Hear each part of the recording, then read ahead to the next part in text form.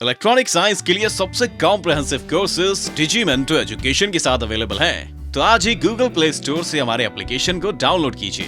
Link description में दिया गया है। डिजीमेंटो एजुकेशन एनटीए, यूजीसी, नेट और गेट की परीक्षा की तैयारी करने के लिए इंडिया का सबसे अच्छा प्लेटफॉर्म है। Study any time, study anywhere. Hello students, in the last video we have completed half wave rectifier. Now in this video we will study about center tapped full wave rectifier. ठीक है, तो आज की video में हम start करेंगे full wave rectifier. और first type का फुल वेव रेक्टिफायर जो हमें स्टडी करना है वो है centre tapped full wave rectifier. ठीक है, तो यहाँ पर सेंटर टैप्ड की क्या मीनिंग होती है, ठीक है, फुल वेव रेक्टिफायर का सर्किट क्या होता है, ठीक है, आज की वीडियो में हम ये सब चीजें एनालिसिस करेंगे। तो ट्रांसफॉर्मर जो है आपका प्राइमरी वाइंडिंग, यहां पर अगेन आपका प्योर एसी, ठीक है, 220 वोल्ट्स आरएमएस और फ्रीक्वेंसी 50 हर्ट्ज, ये बिल्कुल सेम होगा जैसा आपने हाफ वेव रेक्टिफायर में स्टडी किया था। ठीक है, टर्न्स रेशियो N1/N2। अब देखिए सेंटर टैप होने के कारण ये आपका बीच वाला पोर्शन जो है सेकेंडरी वाइंडिंग में वो ग्राउंड हो जाएगा। और यहां पर एक और इंपॉर्टेंट पॉइंट क्या है फुल वेव रेक्टिफायर में कि आपके 2 डायोड्स यूज होंगे।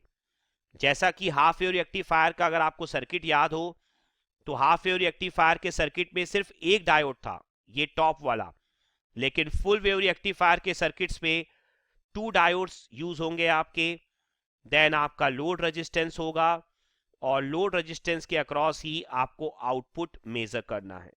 ठीक है, तो यहां पर इंपॉर्टेंट पॉइंट क्या है कि ट्रांसफॉर्मर आपका सेंटर टैप्ड है।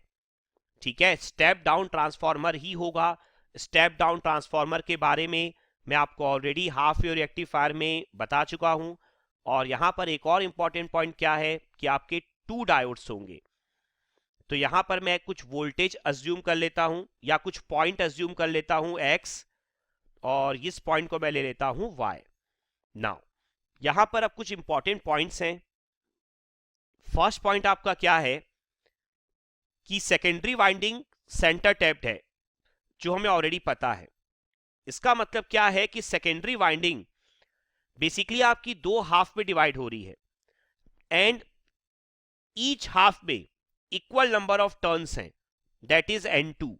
इसका मीनिंग क्या है, देखिए आपने यहां पर N1/N2 लिखा है ना, turns ratio, that means N1 क्या शो कर रहा है, number of turns in primary winding, N2 क्या शो करता है, number of turns in secondary winding. लेकिन चूंकि यहां सेकेंडरी वाइंडिंग सेंटर टैप्ड है तो ये जो 2 हाफ बन रहे हैं मींस ग्राउंड के ऊपर और ग्राउंड के नीचे दोनों में ही N2 टर्न्स होंगे।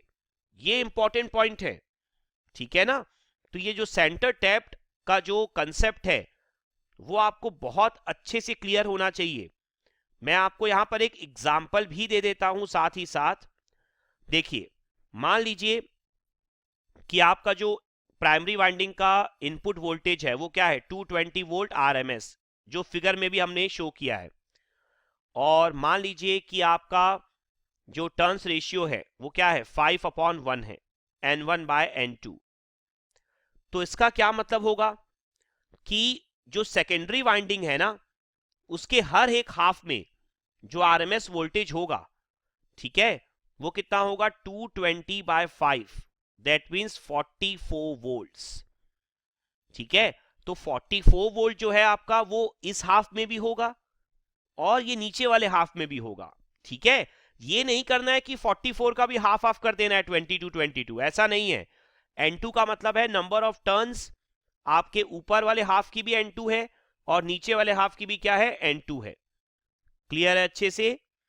तो ये आपका कंसेप्ट होता है सेंटर टैप का। नाउ यहां पर जो सेकंड इंपॉर्टेंट पॉइंट है वो है आपका ये है कि सेंटर टैप जो है आपका, सेंटर टर्मिनल जो है आपका वो ग्राउंडेड है। ठीक है, जिसके कारण क्या होता है, जो आपका इंस्टेंटेनियस वोल्टेज होगा नोड X और नोड Y पर, उन दोनों के एम्पलीट्यूड जो होते हैं वो इक्वल होते हैं, बट जो साइन है वो अपोजिट होते हैं। That means Vx is equal to minus Vy। ठीक है, मीन्स यहां पर जो वोल्टेज होगा और यहां पर जो वोल्टेज होगा दोनों एम्पलीट्यूड वाइज तो सेम होंगे, लेकिन दोनों का जो साइन होगा वो अपोजिट होगा। ठीक है, तो अगर आपको याद हो हाफ वेव रेक्टिफायर में एक ही वोल्टेज आता था, क्योंकि हाफ वेव रेक्टिफायर में तो आप सेंटर टेपिंग यूज करते नहीं थे, तो उसमें वोल्टेज को आपने क्या अज्यूम किया था, Vm साइन ओमेगा टी। तो यहां पर आप Vx को अगर अज्यूम करते हो Vm साइन ओमेगा टी, तो जो आपका Vy होगा वो हो जाएगा minus Vm sign omega T. Clear है अच्छे से ये पॉइंट? तो ये पॉइंट आपको अच्छे से क्लियर रखना है कि जो Vx है वो आपका क्या है, माइनस Vy है। क्लियर? सो यहां पर अगर हम ड्रॉ करते हैं फिगर Vx और Vy का, तो जो Vx है हमारा वो बेसिकली आपका क्या है, प्योर साइन वेव। ठीक है, Vm साइन ओमेगा टी। तो Vm maximum voltage positive side, minus Vm negative side. अब अगर हम बात करते हैं माइनस Vx की, जो कि आपका Vy है, तो बस आपको minus Vm sign omega T draw करना है। तो जहां पॉजिटिव हाफ है आपका वहां क्या हो जाएगा, नेगेटिव हाफ, जहां नेगेटिव हाफ है वहां क्या हो जाएगा, पॉजिटिव हाफ। ठीक है, तो ये हो जाएगा आपका माइनस Vm और ये टॉप में हो जाएगा प्लस Vm। ठीक है, तो अब अगर हम केसेस देख ले यहां पर फुल वेव रेक्टिफायर में, तो केस 1, बेसिकली केस 1 आपका क्या होगा, ये होगा 0 to omega t two pi. Cases आपके सेम होंगे जैसा आपने हाफ वेव रेक्टिफायर में भी स्टडी किया था। तो 0 से पाई के बीच में जो Vx है वो क्या है आपका, पॉजिटिव, और Vy क्या है आपका, नेगेटिव। ठीक है, आप देख सकते हैं डायग्राम वाइज आपको देखना है 0 से पाई। ठीक है, 0 से पाई के बीच में आप देख सकते हैं Vx की पॉजिटिव हाफ साइकिल है और Vy की नेगेटिव हाफ साइकिल। तो Vx आपका पॉजिटिव है और Vy आपका नेगेटिव है। तो यहां पर आप देख सकते हैं जब Vx पॉजिटिव होगा तो ये जो डायोड D1 है वो क्या होगा, फॉरवर्ड बायस, और डायोड D2 क्या हो जाएगा, रिवर्स बायस। तो बेसिकली अगर आइडियल कंडीशन लेके चले कि डायोड D1 फॉरवर्ड बायस में क्या होगा, short, diode D2 reverse bias में क्या हो जाएगा, ओपन हो जाएगा। क्लियर है अच्छे से?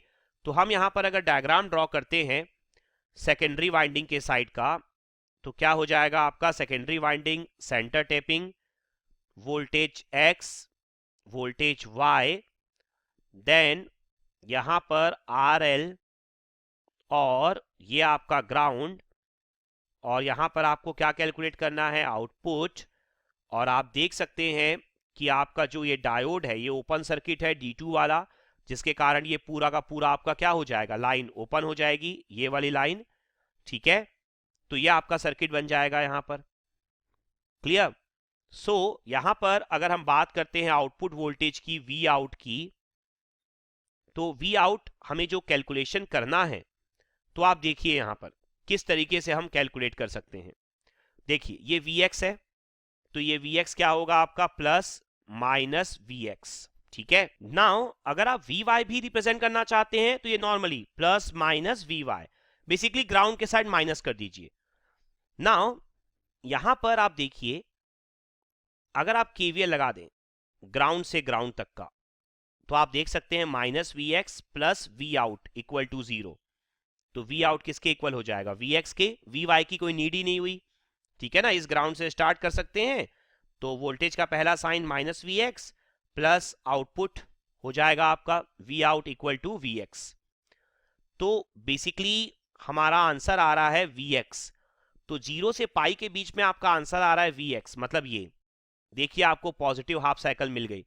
ठीक है, तो केस 2 की अगर हम बात करते हैं, केस 2, तो केस 2 में आपको ओमेगा टी की जो वैल्यू लेनी है वो लेनी है पाई से लेकर 2 पाई। तो अगर आप पाई से 2 पाई लेते हैं तो आपका Vx क्या हो जाएगा, नेगेटिव, एंड Vy क्या हो जाएगा आपका, पॉजिटिव। ठीक है, आप यहां पर चेक कर सकते हैं, देख लीजिए, पाई से 2 पाई Vx नेगेटिव है, Vy पॉजिटिव है। क्लियर? तो यहां पर आपको पता ही है कि जब Vx नेगेटिव होगा तो जो ऊपर वाला डायोड है वो क्या हो जाएगा, रिवर्स, और जब Vy पॉजिटिव होगा तो जो नीचे वाला डायोड है वो क्या हो जाएगा, फॉरवर्ड। ठीक है, तो आपका डायग्राम क्या हो जाएगा, कुछ इस तरीके से हो जाएगा आपका डायग्राम, देख सकते हैं आप लोग, RL, और ये क्या हो जाएगा, plus minus V out. Now फिर से अगर आप चाहें तो plus minus Vx and plus minus Vy, और अगर आप ध्यान से देखें नीचे वाले ग्राउंड से लेकर ग्राउंड तक, that means minus Vy plus V out. तो V आउट की वैल्यू कितनी हो जाएगी आपकी, Vy के इक्वल। तो आप देख सकते हैं कि सेकेंड साइकिल में, मीन्स पाई से 2 पाई, सेकेंड हाफ साइकिल में जो आपका V आउट है वो Vy के इक्वल है। ठीक है, फर्स्ट हाफ साइकिल में जो आपका V आउट था वो Vx के इक्वल था, मीन्स 0 से पाई में ये आपको मिला V आउट, और पाई से 2 पाई में भी आपको ऊपर वाला पॉजिटिव हाफ ही मिल गया। दैट मीन्स फुल वेव रिएक्टिफायर की अगर हम बात करते हैं तो जो आपका फाइनल आउटपुट निकल कर आएगा वो कुछ इस तरीके से आ जाएगा, 0 से पाई, पाई से 2 पाई, 2 पाई से 3 पाई एंड सो ऑन। क्लियर है अच्छे से? तो आपको हमेशा ही आउटपुट मिलने वाला है, जबकि हाफ वेव रिएक्टिफायर में क्या हो रहा था, 0 से पाई में डायग्राम सेम मिल रहा था, लेकिन पाई से 2 पाई में 0 मिल रहा था, फिर 2 पाई से 3 पाई में सेम मिल रहा था, फिर 3 पाई से 4 पाई क्या मिल रहा था, 0 मिल रहा था। बट यहां पर आपको किसी भी आप हाफ में चले जाइए, किसी भी हाफ साइकिल में चले जाइए, आपको आउटपुट जरूर मिलेगा। क्लियर है अच्छे से? यहां पर एक और इंपॉर्टेंट पॉइंट क्या है, आपको डायग्राम वाइज या आपको साइकिल वाइज नहीं देखना है कि कब Vx पॉजिटिव है कब Vs नेगेटिव है। आपको अपने फिगर में हमेशा ही यही नोटेशन यूज करना है, प्लस माइनस Vx, और यहां पर भी नीचे से प्लस, ऊपर माइनस Vy। ठीक है, इससे कोई कंफ्यूजन नहीं रहेगा आपके माइंड में, और आप देखना आंसर हमेशा वैसे ही आएगा जो कि स्टैंडर्ड रिजल्ट्स है। क्लियर है अच्छे से? तो ये आपका फुल वेव रिएक्टिफायर के केस में आउटपुट वोल्टेज का डायग्राम हो गया। ठीक है, बेसिकली अगर आप बात करते हैं फुल वेव रिएक्टिफायर को, तो फुल वेव रिएक्टिफायर जो है वो कॉम्बिनेशन है 2 हाफ वेव रिएक्टिफायर का। ठीक है ना, इसी कारण आप देख सकते हैं कि आपको 0 से पाई में भी आंसर मिल रहा है और पाई से 2 पाई में भी आंसर मिल रहा है। क्लियर? नाउ जिस तरीके से हमने हाफ वेव रिएक्टिफायर में बहुत सारे पॉइंट्स स्टडी किए थे, सिमिलरली हम लोग फुल वेव रिएक्टिफायर में भी बहुत सारे पॉइंट्स स्टडी करेंगे। सो फर्स्ट पॉइंट जो हमें स्टडी करना है फुल वेव रिएक्टिफायर के केस में वो है आपका instantaneous output current. Same point हमने हाफ वेव रिएक्टिफायर के केस में भी स्टडी किया था। ठीक है, तो यहां पर अगर मैं केस 1 की बात करता हूं तो केस 1 में दैट मीन्स 0 से ओमेगा टी से पाई में आप देख सकते हैं कि आपका जो डायोड 1 था वो क्या था, आपका फॉरवर्ड बायस, और डायोड D2 क्या था, आपका रिवर्स बायस था। ठीक है, तो यहां पर अगर आपको I फाइंड आउट करनी है तो आपको KVL लगाना पड़ेगा, सिंपल सा लॉजिक है यहां पर। ठीक है, तो आप देखिए केस 1 के लिए ऑलरेडी आपने फिगर ड्रॉ कर रखा है यहां पर। ठीक है, तो अगर आपको I फाइंड आउट करनी है जो आउटपुट से फ्लो हो रही है, इंस्टेंटेनियस I, तो आप देखिए माइनस Vx, ठीक है, प्लस IRL इक्वल टू 0, यही होगा KVL। लेकिन अगर डायोड D1 फॉरवर्ड बायस है तो अगर मैं नॉन आइडियल केस लेकर चलूं तो फॉरवर्ड बायस में जैसा हमने हाफ वेव रिएक्टिफायर में भी किया था, फॉरवर्ड बायस में आपका फॉरवर्ड रेजिस्टेंस कितना होता है, RF। तो अगर आप फिर से KVL लगाते हैं तो अगर आप क्लॉकवाइज मूव करें तो minus Vx plus I into RF plus I into RL equal to 0। ठीक है, तो बाई KVL कितना हो जाएगा, minus Vx plus I RF plus RL equal to 0। तो यहां से आपको मिल जाएगा I का फॉर्मूला। I आपको कितना मिल जाएगा, Vx upon RF plus RL, और Vx की वैल्यू क्या थी हमारी, Vm sign omega t divided bye RF plus RL। यहां से I आ जाएगा आपका, जिस तरीके से हमने हाफ वेव रिएक्टिफायर में लिखा था कि V आपका Vm आपका बेसिकली मैक्सिमम वोल्टेज है, तो Vm upon RF plus RL, क्योंकि RF प्लस RL कांस्टेंट है तो I भी क्या हो जाएगा, मैक्सिमम हो जाएगा, that is Im sine omega t। Clear है अच्छे से? तो ये हो गया आपका I 0 से पाई के बीच में। नाउ केस 2 की अगर हम बात करते हैं यहां पर, तो केस 2 में दैट मीन्स पाई से लेकर 2 पाई तक, पाई से लेकर 2 पाई में अगर आप देखें, आपने फिगर ऑलरेडी बना रखा है यहां पर, ठीक है ना, केस 2 वाला फिगर। तो अगर आप देखें आई जो है आरएल से जब फ्लो होगी, ठीक है, तो केवीएल आप लगा सकते हैं minus V Y, then D2 आपका फॉरवर्ड है, मतलब नॉन आइडियल केस में आप RF रेजिस्टेंस ले सकते हैं, तो minus V Y plus I into RF plus I into RL equal to 0। तो जो आपका केवीएल हो जाएगा minus V Y plus I RF plus RL equal to 0। तो जो आपकी I की वैल्यू होगी V Y upon RF plus RL, ठीक है। तो यहां पर आपको पता ही है कि वी वाई की जो वैल्यू है माइनस वी एक्स, मतलब minus V M sine omega t divided by क्या हो जाएगा, RF प्लस RL, ठीक है। नाउ यहां से जो I है हमारा वो कितना हो जाएगा, minus I am sine omega T, ठीक है। तो आपको I की जो वैल्यू है वो माइंड में रखनी होगी कि I की वैल्यू 0 से पाई तक, I की जो वैल्यू है हमारी 0 से पाई तक कितनी होगी आपकी, 0 से पाई तक हो जाएगी आपकी I am sine omega T, और पाई से 2 पाई तक कितनी हो जाएगी, minus I am sine omega T, ठीक है।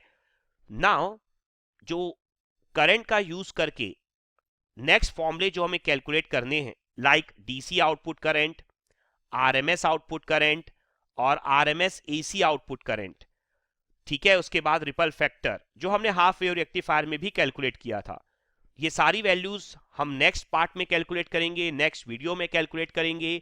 आज मुझे बस आपको बेसिक कंसेप्ट बताना था centre tap full wave rectifier का, और आपको करंट और वोल्टेज के इक्वेशन से फैमिलियर कराना था। तो बेसिकली आज की वीडियो में हमने इंस्टेंटेनियस वोल्टेज का इक्वेशन देख लिया और इंस्टेंटेनियस करंट का भी इक्वेशन देख लिया। नेक्स्ट वीडियो में हम बाकी के कैलकुलेशन भी कंप्लीट कर लेंगे, ठीक है। Thank you.